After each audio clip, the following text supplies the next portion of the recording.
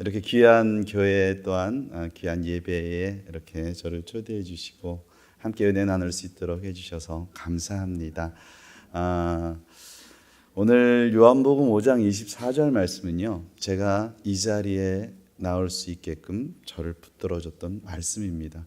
우리 성경에 많은 말씀이 있지만 그 가운데 이 한 절이 저의 인생을 변화시켰고 한 민족을 품을 수 있도록 동기부여를 해줬고 한 나라를 축복의 선물로 받았다라고 인정할 수밖에 없었던 말씀입니다. 강원도 산골에 아주 저 속초에서 조금 더 들어가는 곳이거든요. 하루에 한 번 먼지를 풀풀 남기면서 버스가 달려옵니다. 한 어린애는 마을 귀퉁이에 가서 하루에 한 번 들어오는 버스를 기다립니다. 버스가 들어오고 먼지를 풀풀 풍기고 마을 어르신들을 태우고 버스는 산등성이를 이렇게 넘어가는 그 뒷공무니를 막 먼지를 마시면서 뛰어갑니다. 먼지를 벗어나서 버스는 떠나고 그 꼬마는 돌아오면서 생각합니다. 결심했어. 나는 나중에 커서 꼭 버스 운전기사가 될 거야. 얼마나 멋있습니까? 딱 이렇게 하고 오라이 하면 그냥 쭉 가는 버스였거든요, 예전에. 그런데 그 꿈을 아버지에게 고백합니다. 아버님, 저는 좀 양반 교육을 받았습니다. 그래서 아버님, 제 꿈이 생겼어요. 버스 운전기사 할 거예요. 그랬더니 아버님이 하시는 말씀이 아빠가 경찰서장이니까 너는 경찰대학 교수나 아니다. 너는 대통령 해야겠다. 라고 얘기합니다. 그때 제 꿈이 대통령으로 바뀌었습니다. 하나는 대통령이야. 밥 먹을 때도 아버님이 박태영 대통령 이렇게 저를 불러주곤 했습니다. 그런데 그 꿈이 제가 자라면서 또 변화되는 사회 속에서 생활하면서 변하기 시작합니다. 무엇이 되고 싶고 중학교를 갔더니 또 무엇이 되어야만 하고 고등학교를 졸업하려고 하니까 무엇밖에 될 수 없는 처지의 사람이 되었습니다. 그리고 나선 내가 가지고 있는 성적, 내가 가지고 있는 그리고 능력 가지고 얻어야 될 직업으로서만의 꿈으로 남게 되는 것이 제 현실이었습니다. 청년의 시절을 보내는 그 시간에도 제가 얼마만큼 공부를 했고 제가 얼마만큼 지식을 얻었으며 제가 어느 학원을 다녔느냐에 따라서 그 결정이 주어지는 것이었습니다. 대학교를 졸업할 때쯤 되니까 평범한 직장인, 평범한 사회인이 어느덧 제 꿈으로 남게 된 겁니다. 그리고는 대전 영업소에 발령을 받고 이제 영업사원으로 내려갑니다. 대전에 요즘 원두 커피들 많이 좋아하시죠?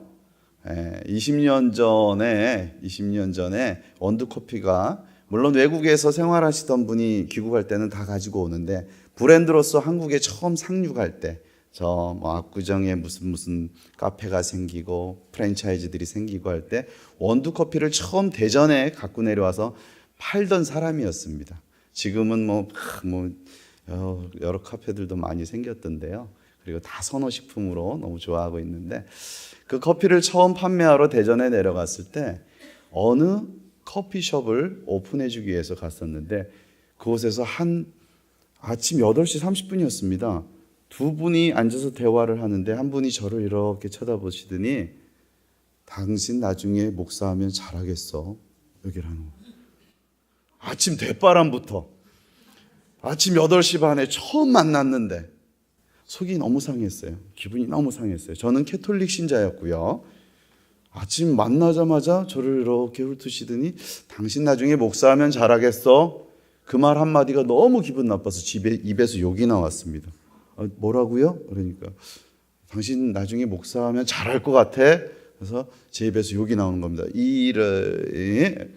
더 이상 저는 여기 물건 세팅 못할 것 같으니까 직원 보낼 테니까 알아서 하십시오. 그리고 화가 나서 그냥 나왔습니다. 그런데 그렇게 나왔는데 이 기분 나쁜 말이 제 머릿속에서 떠나지 않는 겁니다. 떠나지 않고 그날 하루 종일 기분이 우울하고 찝찝하고 힘들었습니다. 그 커피숍 주인이 나중에 전화를 해서 박 과장님 미안해요. 우리 언니가 오랜만에 방문했는데 박 과장님 인상이 너무 좋아서 그런 말을 했습니다 라고 얘기를 해주는 겁니다. 그래도 제 마음속에서는 개운함이 생기지가 않았어요. 그때부터 커피숍 사장님은 그러지 말고 교회 한번 나가죠 를 하는 겁니다. 그래서 저는 캐톨릭 신자라고요, 왜 자꾸 얘기를 하세요, 싫다고요. 또 며칠 있다가 전화해서 박 과장님 그러지 말고 교회 한 번만 나가자. 됐다고요, 안 간다고요. 이렇게 거절을 하는데요, 한번 우리가 전도를 해서 안 된다, 싫다, 왜 그러냐, 왜 짜증나게 하냐 라고 하면 바로 접지 않습니까? 뒤도 안 돌아보고 접지요. 하나님 알아서 하십시오. 할 만큼 했습니다. 근데 그분은요 3개월 동안 전화를 합니다. 그 시절에는 핸드폰도 없었고 삐삐 또는 우리 사무실에 있는 전화였는데, 그 시간을 기다려서 계속 저에게 교회 한 번만 나가자라는 얘기를 합니다. 그래서 피하기도 했는데 그분은 물건을 시킬 때 그렇게 합니다. 박 과장님이 세팅 안 하면 우리 물건 안 받아요. 회사에서는 저보고 물건을 가지고 나가라고 합니다. 나가서 물건을 이렇게 세팅할 때까진 좋아요. 이거 커피 한 잔 마시죠. 그래서 마셨습니다. 그래도 무뚝뚝하게 해도 마지막 말은 교회 한 번만 나가죠. 3개월 동안 그러는 겁니다. 근데 너무 싫었고요. 어느 한 날 금요일 날 저녁에 직원하고 예전에는 24시간 동안 술을 먹는 것이 별로 없었어요. 우리나라에서도 특구라고 해서 몇몇 지역만 있었는데, 그곳에서 저녁 7시부터 제가 술을 마시고 있었어요. 술을 마시고 있었는데 새벽 2시가 됐나요? 그때까지 마신 것 같아요. 근데 새벽 2시에 그 술집 문이 삐거덕 열리더니 그 사장님이 들어오는 겁니다. 그 야밤에. 여자 사장님이셨어요. 권사님 손 들어보세요. 네. 권사님 아무도 안 계시네요. 직분 안 주셨나 봐요. 여기는. 그 권사님이 오셔가지고 여기서 만나네. 아주 거짓말 잘해요. 믿는 사람들도. 여기서 만나네요. 그러는 겁니다. 그래서 어떻게 7시부터 먹었던 술이 이미 그분을 보는 순간 다 깼어요. 어떻게 됐든 오늘 밤 좀 편하게 자려고 했는데 이제 초롱초롱해진 겁니다. 어떻게 오셨습니까? 그러니까 저도 일을 마치고 좀 이렇게 먹으러 왔다 그러는 겁니다. 교회 다니는 사람들은 안 드신다고 하던데, 그러니까 괜찮아요. 한 잔 주세요. 그리고 그분이 술을 받는 겁니다. 받으니까 주고, 왜 이렇게 귀찮게 하세요? 저한테 바라는 것도 없잖아요. 저보다 돈도 많잖아요. 저하고 나이 차도 이만큼 나는데 도대체 이 젊은 사람이 생각하기에 이해가 안 가요. 왜 젊은 사람에게 욕을 먹으면서까지 저한테 이렇게 하십니까? 라고 얘기를 했어요. 그랬더니 그냥 인상이 좋아서 교회 한 번만 나가자고요. 나도 한 번 물면 안 나요. 그러더라고요. 그래서 너무 귀찮아서 교회 한 번만 나가면 됩니까? 그러니까 교회 한 번만 나가면 된대요. 정말입니까? 정말이래요. 약속합시다. 약속했어요. 저도 너무 지쳤기 때문에. 그래서 약속하고 이번 주에 금요일이니까 주일날 교회를 나가기로 약속을 합니다. 그게 1994년 10월 24일 나갑니다. 청년 27 나이에 교회를 나가게 되는데 그 전날까지도 확인 전화를 하시더라고요. 그래서 왜 이렇게 믿음이 없으세요? 내일 나간다니까요. 그리고는 나가는데 교회 앞에 입구에 들어오기 전까지도 담배를 폈어요. 계단으로 올라오면서도 담배를 폈어요. 교인들이 어떻게 생각하겠어요? 그냥 방문하러 왔던 사람인가 보다 하실 거 아니에요. 그런데 새신자는 꼭 여기 앉아야 되나 봐요. 앞에다가 이렇게 앉혀놓더라고요. 서수관 목사님보다 조금 잘생기신 듯한 목사님이 이렇게 올라오시고, 오늘 성가대 이렇게 작은 성가대 쓰셨지만 또 가운까지 입으신 성가대 분들이 이렇게 섰는데요. 아름다운 성전이었지만 제 눈에는 들어오지 않았습니다. 아름다운 성전이 울려 퍼졌지만 제 귀에, 제 내리 속에 남지는 않았습니다.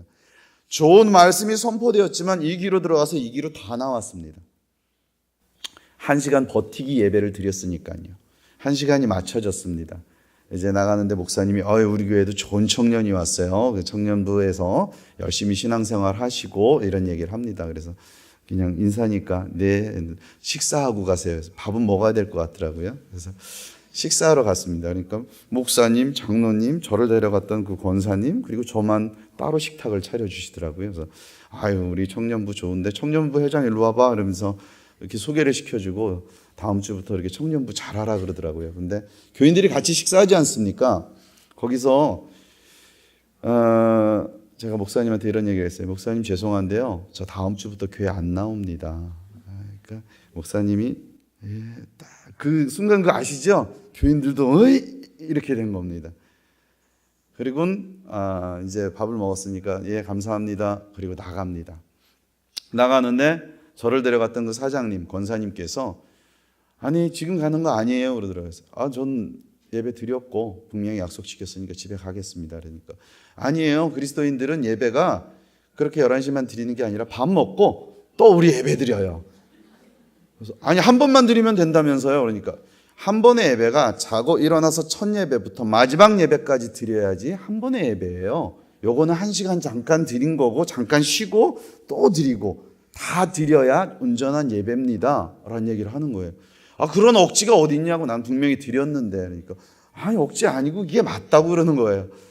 1시간도 잘 버텼고 군대 3년도 잘 참았는데 또 1시간 못 참을까 싶어가지고 오후 예배에 들어갑니다. 들어가기 전에 제 행동은 내려가면서도 담배를 피고 있었고, 그러니까 교인들이 내려가면서 아까 인사했던 청년인데 라고 하면서도 의아해한 거예요.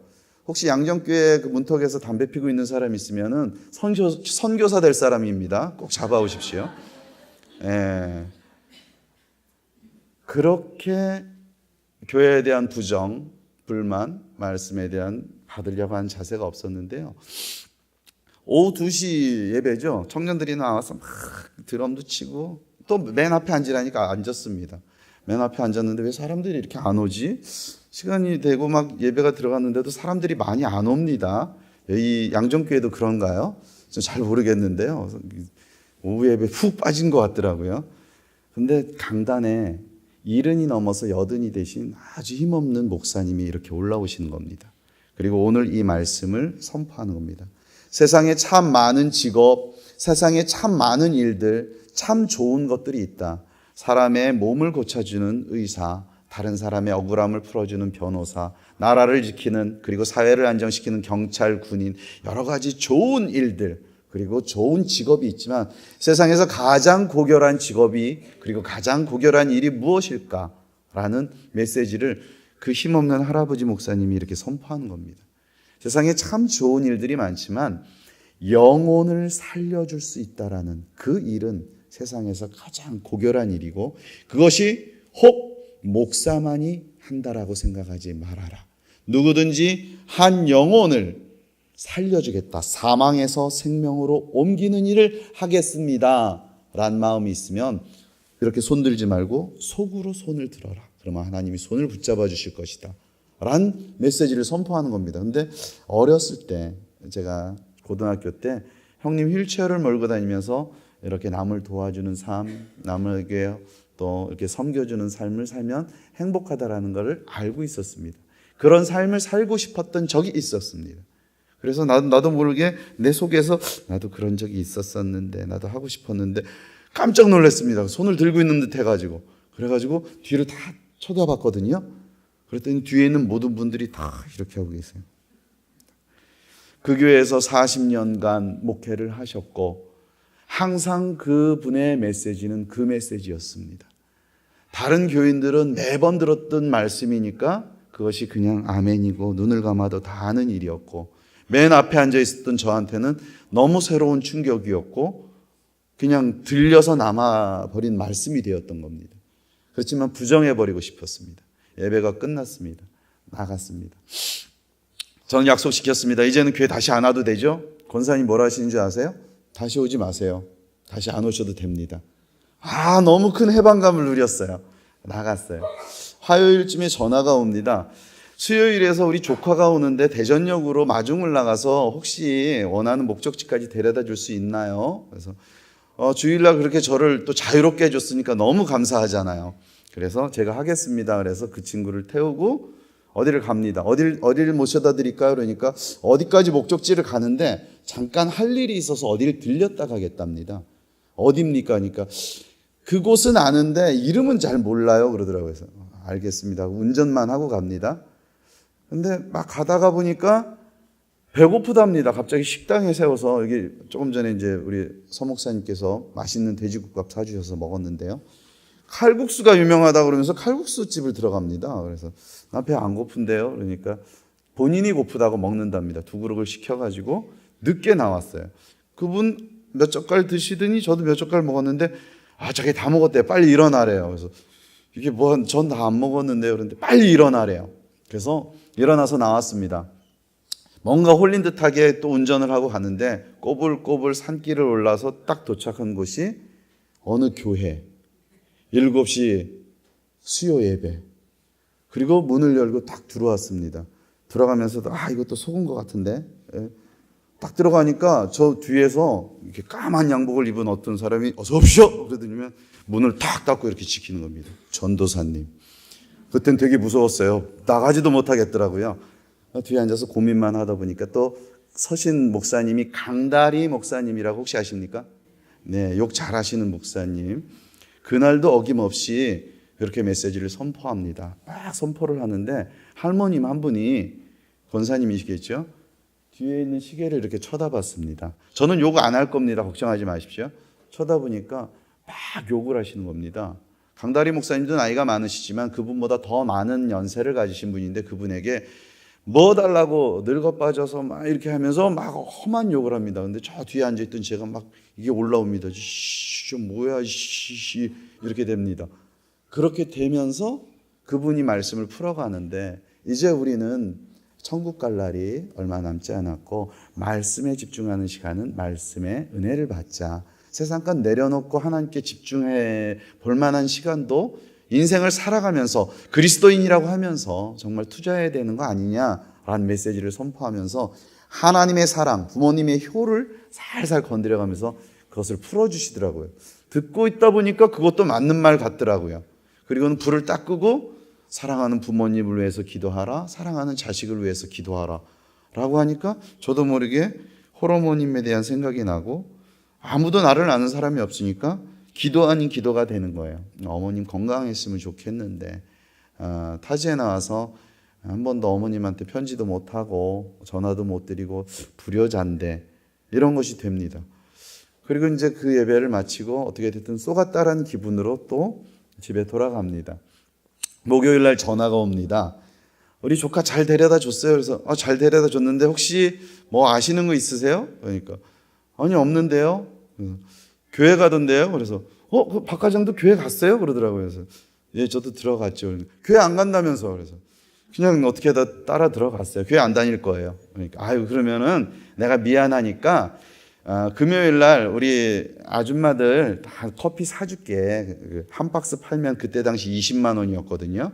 월급의 한 3분의 1 정도의 액수였는데 한 박스가 아니라 2박스를 사준다고 오랍니다.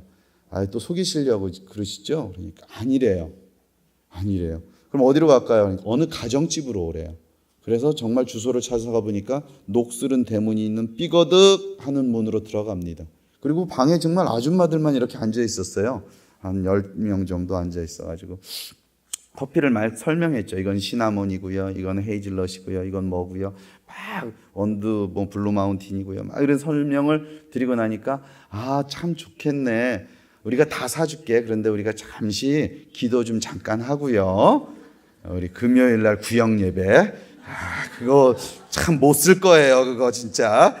그런데 귀한 은혜는 영혼을 구령할 수 있는 정말 축복된 통로입니다. 우리들이 교제만 하고 끝낼 것이 아니라 그곳에 그렇게 저도 모르게 구석에 갇혀서 문은 저기고 나가지도 못하고 아줌마들한테 둘러싸여서 있는 겁니다. 그런데 더 웃긴 거는 문을 딱 열고 들어오는데 나 처음 3달 전에 만났던 그 아줌마, 당신 목사하면 잘하겠어? 라고 하시는 분이 들어오는 겁니다. 구역장님. 구역장님은 좀 영적으로 파워가 세야 돼요. 어떻게 됐든지 하나님께 내어 맡겨야 돼요. 축복된 메시지는 선포하는 겁니다. 그럼 꽂히는 겁니다. 그 영혼이 잘 되는 건 하나님께서 다 책임지는 거예요. 여러분들 담대함을 가지세요. 영혼 구련에서는 그렇게 해야죠. 뭐 이렇게 아닙니다. 하여튼 그분이 들어온과 동시에 얼음. 아, 이거 어떻게 하냐. 네, 박 과장님 오랜만이에요. 포스도 장난이 아니에요. 그러면 잠깐 우리들이 기도 좀 하고요. 말씀을 막 합니다. 나갈까 말까. 큰 밥상은 갖다 놨지. 아줌마들 꽉 차 있지. 나가지도 못합니다. 어떻게 됐든 그 시간이 지났습니다. 다 끝나고 나서 아줌마가 이렇게 얘기합니다. 저희가 지금 표현하는 게 그때 당시로 돌아가서 얘기하는 겁니다. 그 아주머님께서 아들 같고 동생 같고 그러니까 우리 누나 같은 우리들이 또 엄마 같은 우리들이 타지에 나서 고생하는 우리 박 과장님 위해서 잠깐 기도해 줘도 될까요? 기도는 나쁜 게 아니잖아요. 근데 그렇게 하시던가요? 잠깐 이리 오세요. 그래서 네, 어쩔 수 없이 이렇게 끌려갑니다. 그러더니 그분이 나오셔서 어깨에다 손을 탁 얹고 기도를 합니다. 도대체 뭐라고 이야기하는지 들어보려고 귀를 쫑긋 세웠습니다. 내 사랑하는 아들아, 네가 얼마나 힘들었느냐, 내가 지치고 낭망하였느냐. 우리는 성경이 너무도 잘 알고 있는 말씀을 얘기를 하는데 그 당시 저는 성경을 몰랐으니까 그 말씀이 내 말씀인 거예요. 어떻게 나를 다 알고 이런 얘기를 하지? 내가 얼마나 힘들었는지 어떻게 알았지?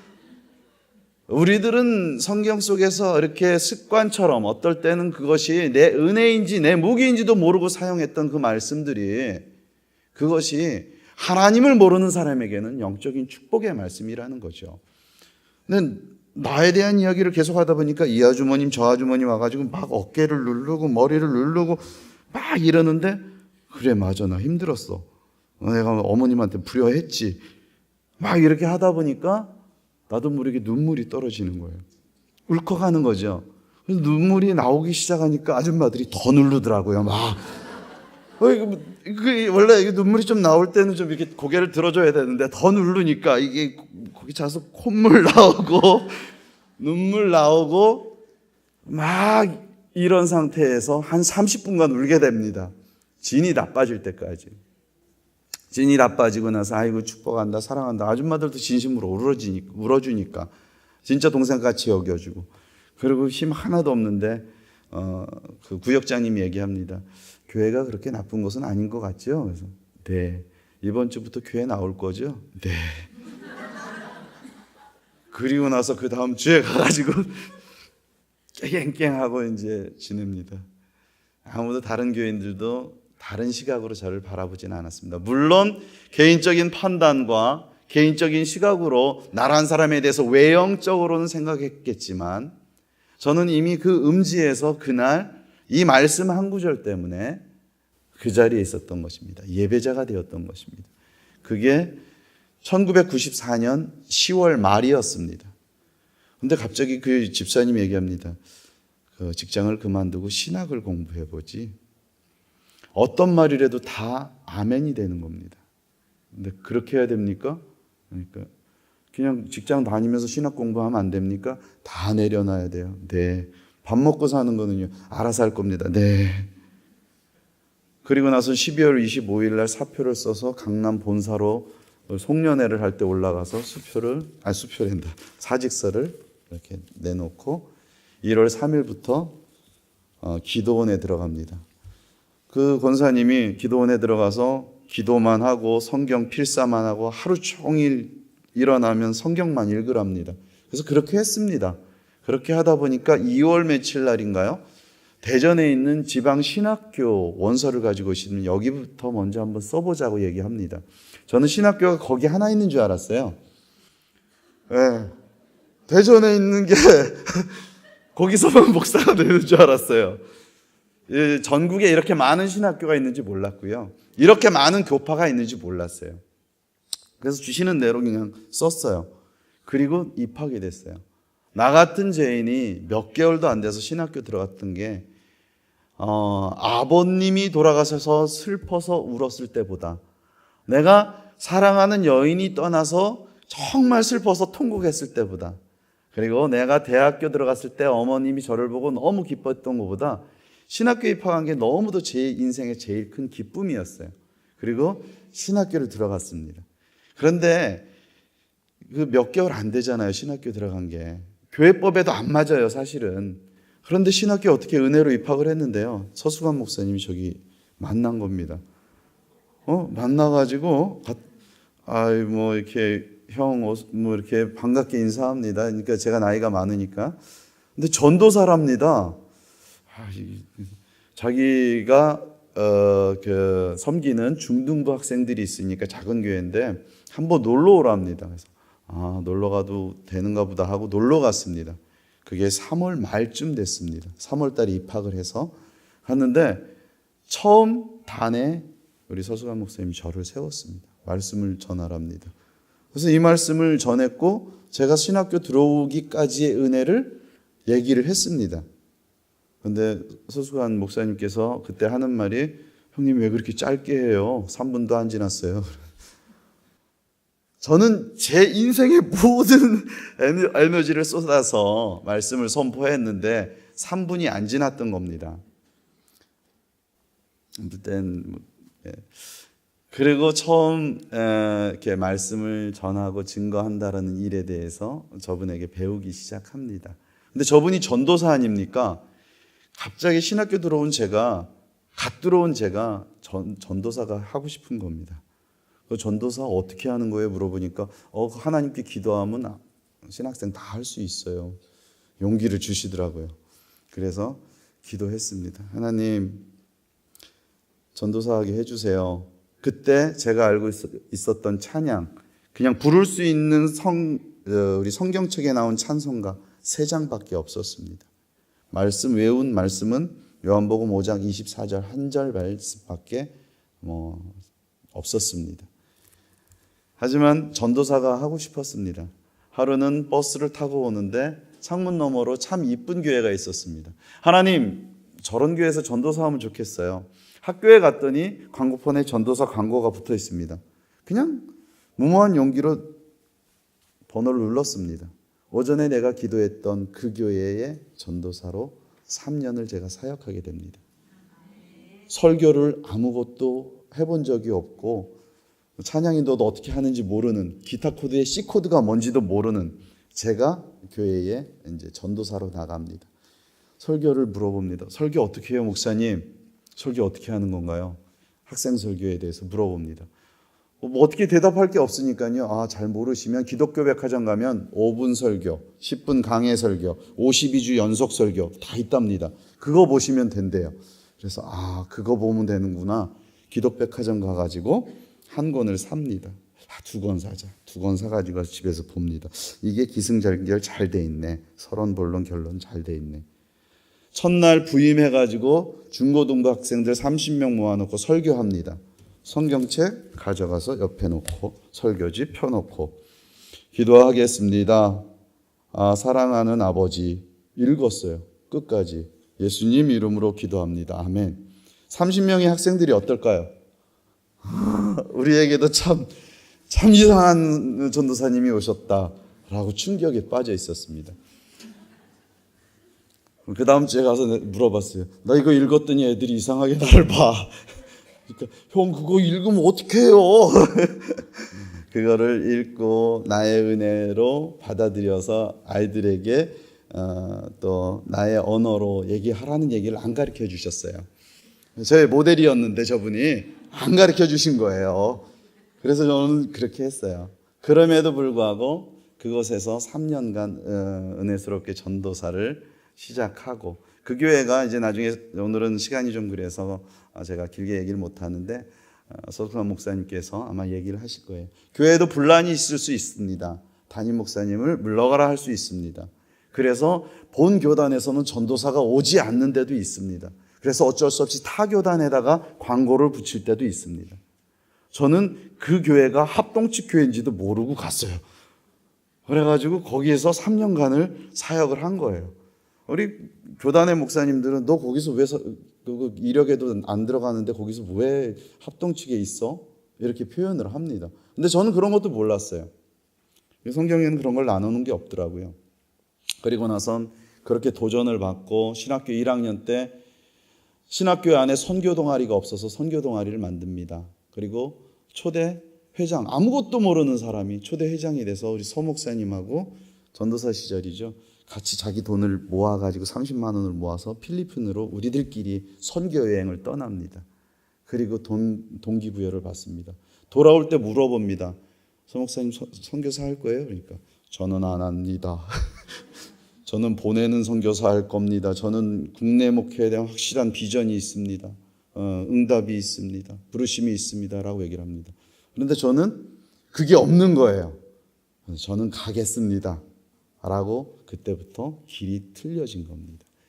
물론 같이 라면을 끓여 먹으면서 신학 공부를 시작했고 저분이 저의 모델이 되어 주셨고 많은 것들을 가르쳐 주셨는데요. 그때부터 저는 광야 생활을 시작하면서 선교라는 그 포커스를 맞춰서 생활을 했고요. 제가 살았던 그 환경이 좀 음지의 환경이다 보니까 국내에서 13년간 사역할 때도 조금 아웃사이더, 좀 소외된 분들을 위한 사역을 했습니다. 그래서 교도소 사역. 성탄절 12월 25일이죠. 12월 25일 날 교도소에 예배가 있게요, 없게요? 있을까요, 없을까요? 안 가보셨죠? 근데 매일 다 교회에서 이제 같은 다만 선교회 만드셔가지고 교도소 방문하는 교회들이 있습니다. 그런데 딱 12월 25일에는 본교회에 충실하기 때문에 예수님의 탄생의 기쁜 소식은 그 소외된 사람들은 전혀 접할 수도 없고 기뻐할 수도 없는 날입니다. 부족한 전도사가 12월 25일 되면 대전교도소에서 설교하고 있었어요. 왜냐하면 담임 목사님은 못하게 하시죠. 못 가게 하시죠. 그런데 그 교회를 빠지고서라도 거기 가서 저에게 돌아오는 겁니다. 제 자리가 있을 수도 있는 자리가 아니고 큰 교회에서 큰 물질을 가지고 섬길 수밖에 없는 선교 사역지였던 것 같았는데 저에게 큰 대예배, 그것도 예수 그리스도의 탄생의 기쁜 소식을 전하는 그 예배가 저에게 떨어집니다. 매년. 아무도 그분들을 돌아보지 못하니까. 그리고 눈을 들어보니까 양로원도 그렇고요. 고아원도 그렇고요. 모든 기관들은 24일까지는 선물이 이만큼 쌓이는데 25일 날은 아무도 없습니다. 그러면서 국내 선교를 시작했었고 국내 선교가 끝나고 신학을 딱 끝나는 순간에 저는 심호하던 교회다 목사님 저 선교 떠나겠습니다. 그러니까 선교적 마인드 있었어요. 그러면 전임 전도사 2년 하고 그리고 또 준비해가지고 이렇게 후원금 딱 받으시고 파송 예배 딱 드리시고 가십시오. 그런 겁니다. 그래서 목사님 죄송합니다. 전 그냥 떠나겠습니다. 목사님이 화를 냅니다. 아니 처자식들 다 데리고 무슨 책임 없이 무책임하게 그렇게 가냐고. 조금만 기다리고 조금만 더 훈련하면 그곳에서 선교사역 잘할 텐데. 근데 제가 성경을 읽었을 때 제가 13년간 선교를 준비한 그 시간 동안 제가 읽은 성경 속에서는 그렇게 떠나라는 구절이 한 군데도 없었습니다. 하나님의 사람은 하나님께서 어디를 가든지 책임진다라는 그 역사적 사실만 있었습니다. 그리고 도전해보고 싶었습니다. 하나님의 사람은 죽기를 간청했던 엘리야가 로뎀나무 밑에 있을 때 강제로 까마귀를 통해서 그 입에다가 물질을 공급해 줬던 것이 우리의 하나님이셨습니다. 그래서 떠났습니다. 하루도 한 끼도 굶은 적이 없습니다.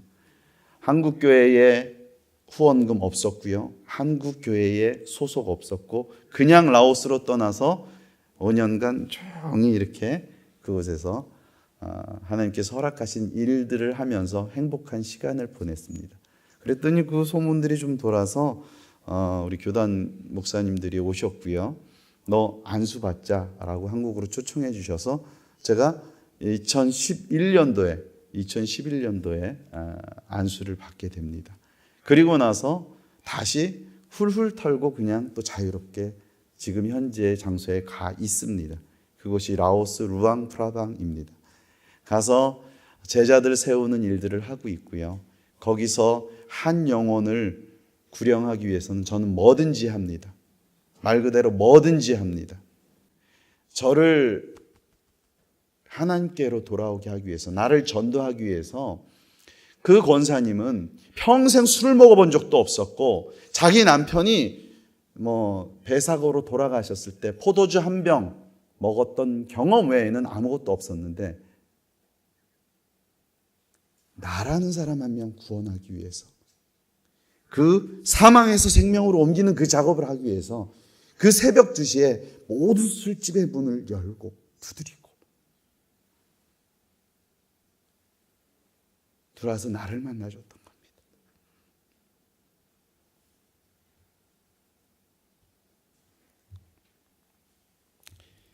말씀 한 구절 볼게요. 죄송합니다. 고린도전서 9장 말씀 한번 볼게요. 고린도전서 9장 16절 말씀.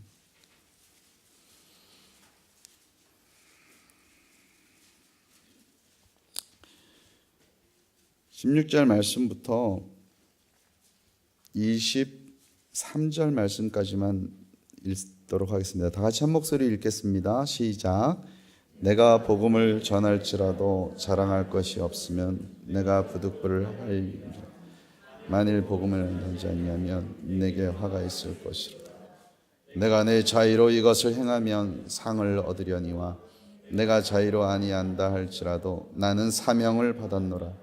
그런즉 내 상이 무엇이냐? 내가 복음을 전할 때 값없이 전하고 복음으로 말미암아 내게 있는 권리를 다 쓰지 아니하는 이것이로다. 내가 모든 사람에게서 자유로우나 스스로 모든 사람에게 종이 된 것은 더 많은 사람을 얻고자 함이라. 유대인들에게 내가 유대인과 같이 된 것은 유대인들을 얻고자 함이요 율법 아래에 있는 자들에게는 내가 율법 아래에 있지 아니하나 율법 아래에 있는 자 같이 된 것은 율법 아래에 있는 자들을 얻고자 함이요 율법 없는 자에게는 내가 하나님께 율법 없는 자가 아니요 도리어 그리스도의 율법 아래에 있는 자이나 율법 없는 자와 같이 된 것은 율법 없는 자들을 얻고자 함이라. 약한 자들에게 내가 약한 자와 같이 된 것은 약한 자들을 얻고자 함이요 내가 여러 사람에게 여러 모습이 된 것은 아무쪼록 몇 사람이라도 구원하고자 함이니 내가 복음을 위하여 모든 것을 행함은 복음에 참여하고자 함이라. 아멘. 네, 라오스에 가서 한 영혼이라도 하나님께로 돌아오고 한 사람이라도 그 나라를 위해서 쉬지 않고 기도할 수 있는 예배자가 된다면 저는 그곳에서 늘 행복한 삶을 살 수 있을 것 같습니다. 위해서 기도해 주시고요. 함께 기도했던 제자들이 이제 어느 정도 성장을 해서 그들만의 교회를 세워가기 시작합니다. 그래서 이번에 방문한 목적은 우리 제자들이 모임으로서 사람의 공동체로서는 지금 예배를 드리고 있습니다. 그런데 이제 뭐 여러 가지 그 외의 교회의 모습으로서 더 성장하기 위해서 그것을 기도하러 나왔고요. 그 친구들은 한국어로 예배를 드립니다. 라오스는 사회주의 국가다 보니까 내가 그리스도의 십자가를 붙든 만큼 잃어버리는 게 많습니다. 근데 제가 담당하고 있는 친구들은 가장 좋은 국립대학교죠. 그 나라의 엘리트, 장차 그 나라의 지도자가 될 수 있는 귀한 인재들입니다. 그들 중에서는 대통령이 꿈인 친구들도 있고요. 교육부 장관이 꿈인 친구들도 있습니다. 외교부 장관이 꿈인 친구들도 있습니다. 분명히 그렇게 될 것입니다. 그런데 그들 안에 이미 복음이 들어가 있는데 그것을 고백하기 너무 힘들어합니다. 그래서 한국어로 예배를 드립니다. 우리는 한국어로 찬양을 하고요. 그리고 그들과 그런 예배를 하면서 대신 현지 예배, 현지 교회는 너무 가난한 우리 성도님들, 소외된 성도님들, 아무것도 잃을 것이 없는 곳에 교회가 만들어집니다. 교회가 그렇게 성장해야 되는 거 맞고요. 그렇게 교회가 세워져야 되는 거 맞습니다. 그럼에도 불구하고 라오스 공안들은 아무것도 가진 게 없고 잃어버릴 것이 없는 사람들에게 원망을 듣지 않기 위해서 그냥 묵인하는 거죠. 라오스 체제에서는 교회가 인정되지 않습니다. 물론 삼자교회라고 해가지고 수도 비엔티엔에 3군데의 교회가 있습니다. 그렇지만 그 3군데의 교회 외에는 다 불법이고 비공식이고 가정교회고 지하교회입니다. 그럼에도 불구하고 제가 있는 곳에 27개의 현지 교회를 만들었습니다. 목회자들을 제가 관리를 하고 있었는데요. 외국인이 섬기고 관리하고 같이 동역하다 보니까 계속 곤두세우고 있습니다. 공안에서. 그래서 이제는 그 분야까지도 제자들에게 다 내려놨습니다. 제자들이 현직 교회를 로테이션하면서 그 교회의 예배에 있어서 부족한 것이 무엇인지, 그 교회에 있어서 무엇을 더 섬겨줘야 되는지, 그 목회자의 기도 가운데 어떤 것을 섬겨줘야 되는지 매일 로테이션으로 돌아가면서 그 보고를 갖고 옵니다. 그러면 우리는 오후 2시에 모여서 다 같이 그 현직 교회 상황들을 놓고 기도하고, 그럼 이번에는 이 교회의 어떤 일들을 위해서 우리가 집중적으로 사역을 진행하자라고 하고, 제자들은 그 일이 기뻐서, 라오스 교회들을 세워주는 일이 기뻐서 목회자가 아님에도 불구하고 뛰어다닙니다. 제자들은 이미 회사의 사장이 될 수도 있고 교수가 되어 있기도 하고 또 기관의 기관장으로 있습니다. 이 친구들이 더욱더 이제 큰 사람이 되어서 아마 라오스를 섬길 수 있을 것 같고요. 여러분들이 지금 읽으셨던 고린도전서 9장의 그 말씀처럼 저의 모습은 어떨 때는 EBS 방송국에 출연하는 그런 사람이 될 때도 있고요. 교수라는 직함이 될 수도 있고요. 선교사라는 직함이 될 수도 있고요. 현지 전문가라는 타이틀이 있지만 이 모든 것은 하나님께서 저를 통해서 한 사람이라도, 한 영혼이라도 구원하고자 하는 계획으로 저를 보낸 것 같습니다. 그 일들을 위해서 우리 양정교회 모든 성도님들이 기도해 주셨으면 좋겠습니다. 우리 21세기 패러다임이라는 그런 말들을 쓰는데요. 앞으로의 시간들은 물질만 보내놓고 물질만 보내서 선교가 이루어진다고 하면 큰 착각입니다. 이 100년 동안 물질만 보내서 망가진 선교 국가들이 너무도 많습니다. 물질만 보내서 변질된 선교사님들이 너무도 많습니다. 물질을 보내가지고 시험당하고 오히려 그리스도와 많이 멀어진 선교사님들이 더 많습니다. 여러분들 기도로 정말 그 일들을 도와주시고 협력하셔야 됩니다. 그리고 기도 위에 여러분들의 노력을 심으십시오. 그 방법은 우리 이제 서승환 목사님하고 기도하면서 풀어갈 것이라고 저는 생각이 되어집니다. 선교는요, 누구든지 할 수 있습니다. 어디서든지 할 수 있습니다. 제가 초반에 얘기했던 저를 구원하기 위해서 무엇이든지 어떤 모습이든지 단 한 가지의 그 영혼을 사모해서 구원하고자 하는 목적 때문에 저를 붙들고, 어쩌면 거짓말이죠. 거짓말인데도 수요 예배, 금요 예배, 그 이후에 여러 가지 모든 일들을 통해서 저를 만들었습니다. 그리고는 그 권사님 너무 쿨하게 멋지게 이제 신학교 들어갔고 전도사 됐으니 이제 만나지 맙시다. 저 천국에서 만납시다. 저는 지금까지 기도만 하고 있어요. 아직 얼굴 못 봤어요. 마음 같으면 지금 미국에 계신데 쫓아가서 인사드리고 싶은데요. 안 보려고요. 천국 가서 보려고요. 가서 정말 자랑하고 부득 껴안고 그때 해우하려고요. 지금 해도 기쁘지만 나중에 더 기쁠 것 같아요. 그래서 복음에 부끄럽지 않은 사람으로 살다가 복음에 걸맞는 모습으로 저 천국 가고 싶어요. 우리 양정교회 모든 성도님들도 그런 모습으로 사시고 매 순간순간 만나는, 그리고 사는 여러분들의 터전이 선교지입니다. 그곳에서 여러분들 선교하실 수 있고요. 때로는 해외에서 선교하시는 분들, 그분들도 영혼 구령을 위해서 나와 똑같은 삶을 사시는 분이니까 같이 그 일들을 위해서도 중보기도 해달라는 겁니다. 네, 그래서 저를 위해서 골방에서 기도하실 때 생각나시면 열심히 나처럼만 그 사람도 잘 살게 해주세요. 또 그 사람처럼 나도 좀 살게 해주세요. 라고 성령 안에서 교통의 끈을 우리가 만들어갈 수 있었으면 좋겠습니다. 다시 한번 저를 여기에 초대해 주셔서 감사하고요. 시간이 많이 지났는데 우리 목사님께서 9시까지 마치시라고 얘기해 주셔가지고 저는 여기까지 하고 제 사역을 잠깐 영상으로 좀 보도록 하겠습니다. 혹시 준비가 되셨나요?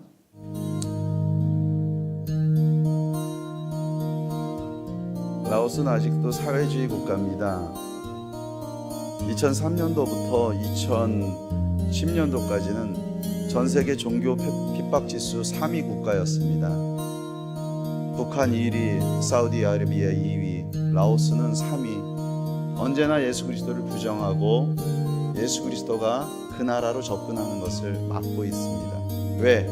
사람들이 깨어나기 때문입니다. 사람들이 진리를 알기 때문입니다. 그것을 많이 두려워하고 있습니다.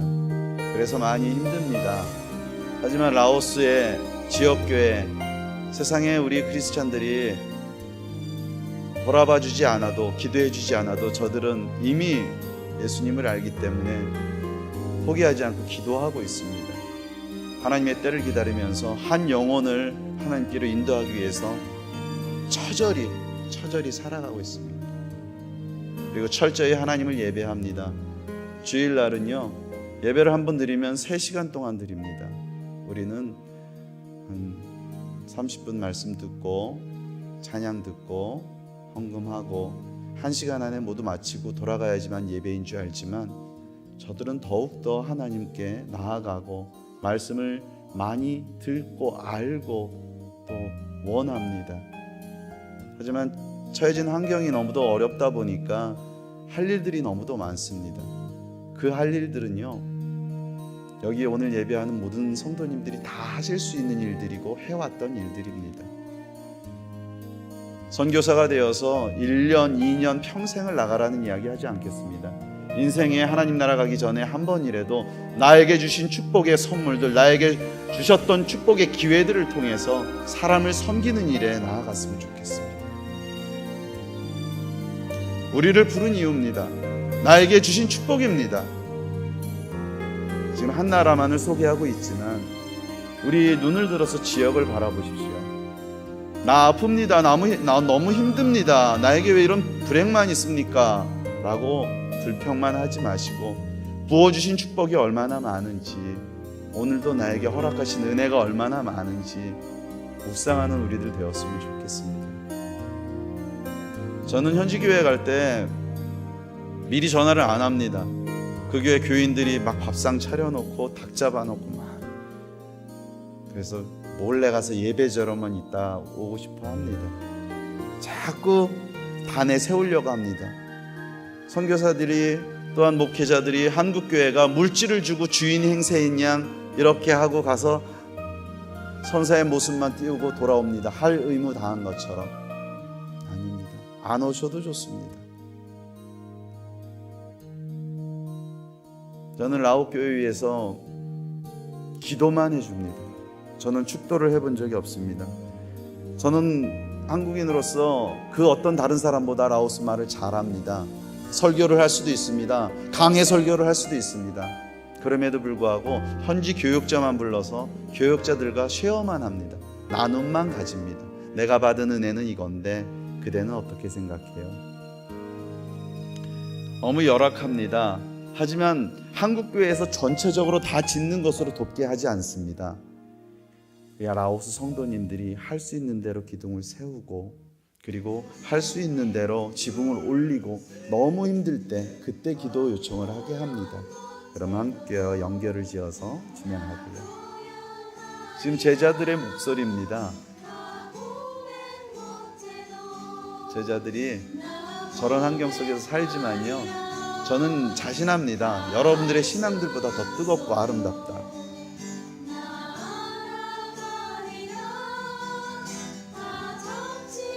현지 초등학교 고쳐주는 거고요. 그 전의 모습보다 또 바뀐 모습으로.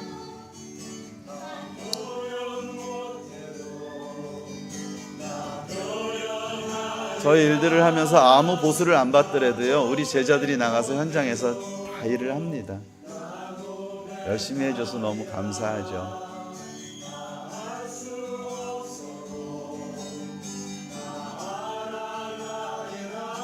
찬양 잘하죠. 예. 우리 세종학당에 저게 주제가입니다. 학교입니다. 교가. 그 사랑 얼마나.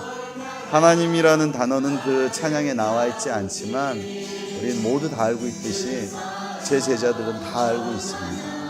지금은 목 놓아서 하나님의 이름을 선포할 수 없는 시기라서 땅을 치며 가슴을 찢으며 기도하고만 있지만, 곧 저들을 통해서 하나님 나라가 라오스 안에 이루어질 줄 믿습니다.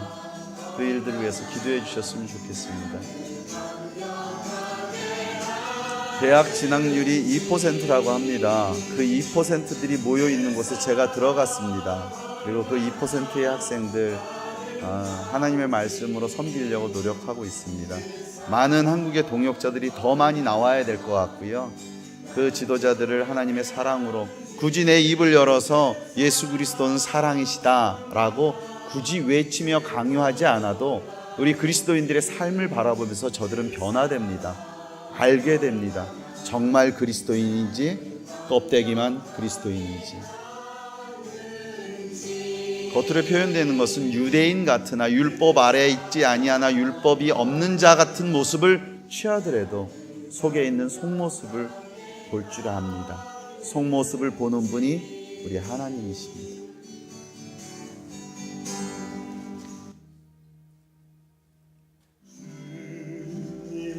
나온다고 하니까 저와 함께 동역하시는 목사님 한 분이 제 사진 파일을 갖다가 저걸 만들어서 주셨습니다.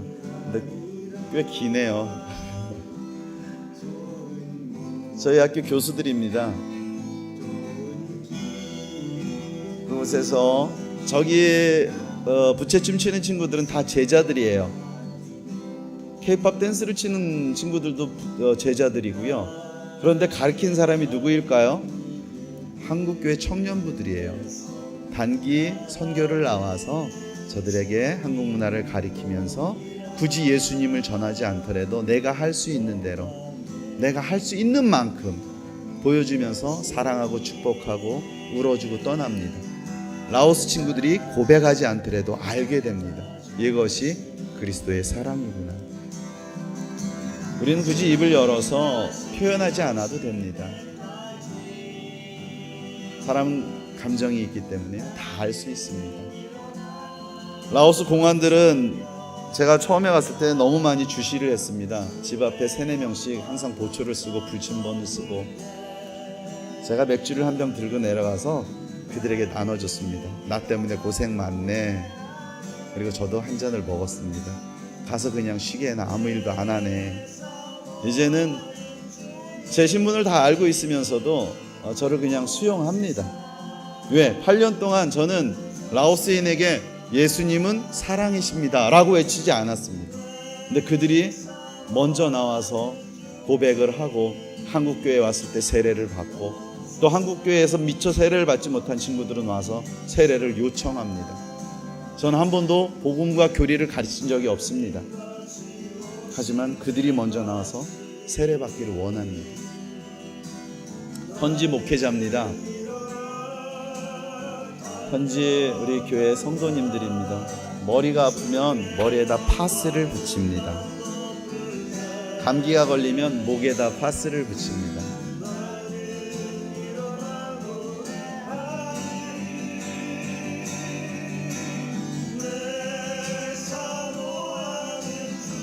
우리 저 찬양 한번 다 같이 해봤으면 좋겠는데 우리 반주자님 잠깐 해주시고요. 주님 다시 오실 때까지 다 아시죠? 찬양해 주시면서 속으로 라오스 땅 오늘 이렇게 여러분들이 선교 보고 받으시면서 또 알게 되었고 품게 되셨는데요. 이제 저 땅에 있는 백성들을 축복합니다. 저 땅에 우리와 똑같은 하나님을 예배하는 사람들을 축복합니다. 그런 마음을 가지고 이 찬양 한번 같이 불렀으면 좋겠습니다.